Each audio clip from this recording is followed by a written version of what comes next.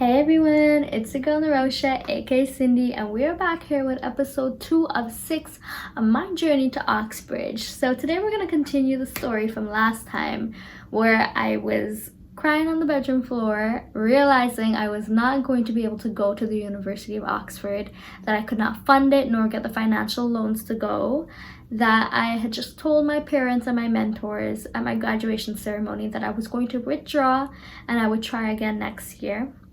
And I was facing comments from all over about how it was a really bold decision for me to try to get in again, to give up one of the best schools in the world, but also that I should just do it in Canada because there's so many programs. Why am I trying to go abroad? Why can't I just choose an easier way out? And there was just so many different things that were happening that were feeding these insecurities that I was already building. On top of that, I was going to enter into a gap year that I never planned for. My plan was to go right into school after undergrad, do my higher education. But now that I was pulling out of that, I had no job lined up, no volunteer internship, nothing. I was just going into the unknown. And as terrifying as that was, especially for somebody that loves to have their entire life planned out, it was so important for me to face that chapter in my life and to realize that it is okay to not have it all figured out and that it is okay to take things as they come. So with that being said, I think one of the most important things going forward is knowing that I actually applied to different programs the second time around than I did the first time around. So the first time around, I applied to an MPhil in Development Studies at Oxford. This was a 2-year program. And what was really important to note was that my decision to not apply to that program again came from talking to students that were in the program and students that had graduated from the program. So speaking with these students, I realized very quickly that it was very foundational. The first year of that program was extremely repetitive of what I had learned in the 4 years of my undergraduate degree, which was in development studies as well. And for somebody that didn't have a lot of guidance around her in terms of other people that went into graduate studies, especially in the humanities, I didn't know what I was supposed to be looking for. So for me, what made the most sense was I did my undergraduate in X, therefore I should do my master's in X because this is my field of study, without realizing that you could kind of take your knowledge and your foundational knowledge and expand and explore that further when it comes to postgraduate studies.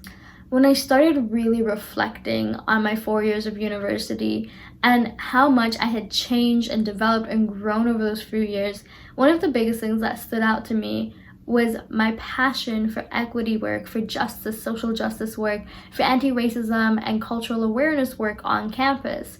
I dedicated almost all of my time on campus towards trying to create a more inclusive space, not just for myself and for my peers, but for the future students that were coming in. And it was so important to me to engage in this critical work. It was the stuff that kept me up at night. It was something that I didn't realize I could turn into a career because it was always seen to be something that I just did on the side. It was always an extracurricular versus being something that I could study and I could pursue as an actual career. So when that realization happened for me, it was huge. I was so excited and I was researching all of these different things, and I had set myself to Oxford and Cambridge. I was not going to look at any other UK universities because I was like, if I got in once, these are my standards now. I have to get in again. It was really daunting because of course this time around the programs I was looking at had smaller class sizes and the competition was higher. So it was definitely nerve-wracking to see that whether or not I had given up my only spot to go to Oxford or if I'd be able to claim that again. So the second time around, the programs that I looked at now were education programs that incorporated international development. So in Oxford, it was the MSc in International and Comparative Education, and at Cambridge, it was the MPhil in Education, Globalization, and International Development. Now, both of these were 1-year programs between 10 to 12 months, which was amazing because that's what I was looking for. I was looking for a program that would be a 1-year master's, which would cut the cost in half, and that was really the reason why. So I applied to both of these programs, and the application was quite different from the last time. So this one, actually, there was an interview for Oxford. I had to write a new essay because the first time I applied to Oxford, the 2 sample pieces of writing that they asked for was any essay that was 4,000 words each. This time around, it was 2 sample pieces of writing, but they had to be in the subject area of education. And because I didn't study education, it was the things that I did actively on campus on the side, I didn't have academic writing on it. So I only had one I was able to swing as an education piece, but the second one I had to write. The interview was based on the papers that you submitted. So they actually read your papers, they do read it, and based on that, and I did not expect it, but they played devil advocate. So one of the lecturers that was interviewing me, he was asking me questions in response to the essay that I wrote and trying to critique what I wrote, as well as ask me, but what if from this perspective? Really trying to help you critically analyze to also see, how you could navigate conversations about your topic. And it wasn't so much about how much you knew about the field, but again, it was about that specialty, that area that you focused in on. So that was really what that interview was focused on. Now for Cambridge, it was an assignment, and that was new for me as well, which I didn't do the first time around. It was an article that I had to read, and then I had to do a critical analysis of the methodologies. Did not know what that meant at the time. I had never done one of those in my undergraduate career. My undergraduate was just writing contextual and literary essays. I had never really critiqued methodology. Research was something I had never really done or conducted before. So to analyze it was also really new to me. I remember watching videos, reading up, just trying to see to the best of my ability how to do this. And there wasn't any direct guidance on how to do it. And what I chose to do was actually analyze it in a lens that I knew best. And that was through a decolonial perspective. And for me, I genuinely did not know if that was correct or not. I didn't know if they were maybe expecting us to analyze and find certain things. Like there's clear answers. When you look at it, one would obviously know that this is what they're asking for. I did not know. And someone could have looked at the paper and had not seen the perspective that I put out at all. But I stuck with what I knew and what I knew how to defend best. And it worked for me. So while applying, I was also applying to scholarships. I did secure a part-time job while I was going through this year. And this job was 4 days a week, which gave me 1 day off. And it was amazing to have that day off for me because I lived far from where I was working, so I wouldn't get home till late at night. So having an extra day to really dedicate to applications and scholarships and grad school was so important to me. Like I said in my 4th year in the last video, it was a lot to juggle, applying to schools, scholarships, doing your 4th year of university, getting your grades right, and doing the extracurriculars and the part-time job. So this time I had a lot more time on my hands to be able to focus in on the applications and the scholarship applications. So time is really important. So I applied to quite a few scholarships. I was really lucky that once I started speaking out and asking for help and finding the right people to talk to, because before I had no idea who to talk to about what I was going through and how to navigate these systems. But once I started poking around and asking, people would connect me with other people that they thought would be able to help me. And I suddenly started to get an influx of different scholarships that I would be able to apply to. So as they started coming in, I started to do the applications, and I'll be honest, I faced rejection. I got rejected from a couple of scholarships. I remember going to an interview process for one of them and not getting it after that. There was a lot of high hopes and then low days when, you'd get the rejection or you just wouldn't hear back at all.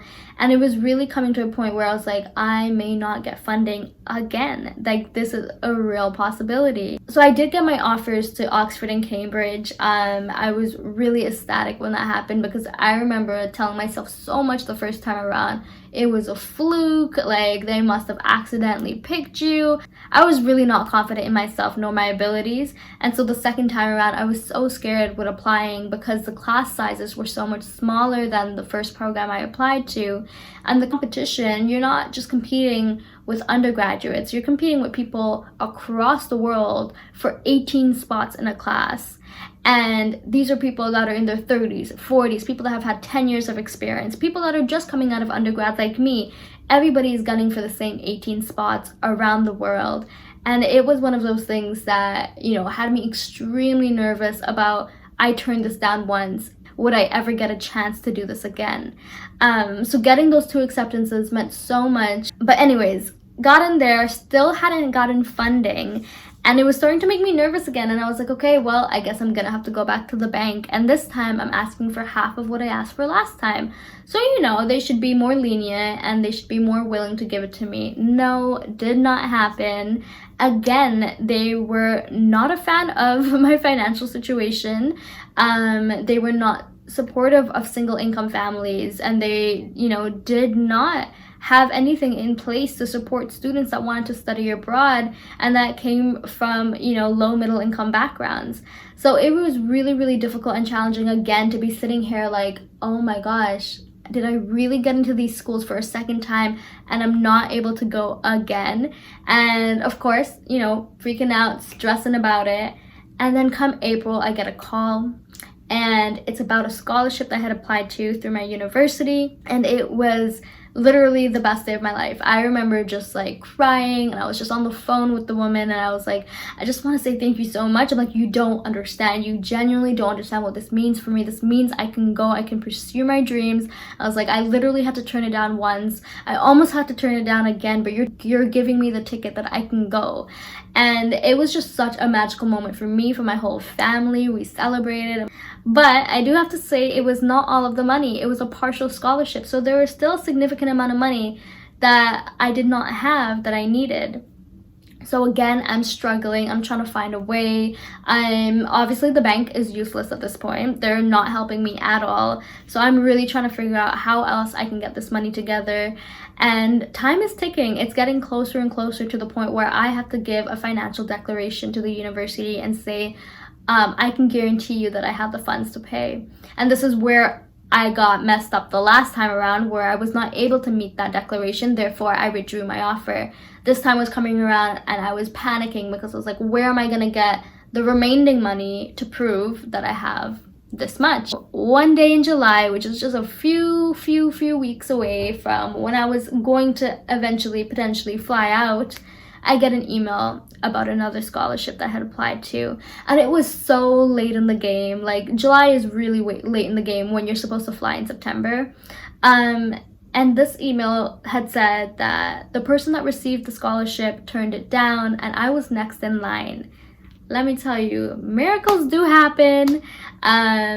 I believe in destiny, and I believe that everything happens for a reason. And it was one of those moments for me where it was just, you could just see how faith works, how destiny works, how hard work and perseverance works. You gotta stay positive till the very end, till the week before. If you do not believe that that money is gonna come through, it ain't gonna come through. So it really came down to this last little bit that helped me, and together those two scholarships was basically covering my tuition, which was such a big help. It all came together at the last minute, and I honestly am so grateful for the opportunities that I had. With that being said though, we're gonna go way more in depth in part 2 of this series, where I'm gonna give you the tips on which scholarships I applied to, how I did those applications, how I wrote my personal statements, things to look out for in your CV and to note before applying. So do not worry, I am going to try to spread all of the tips and tricks that I had up my sleeve during my 2-year process. So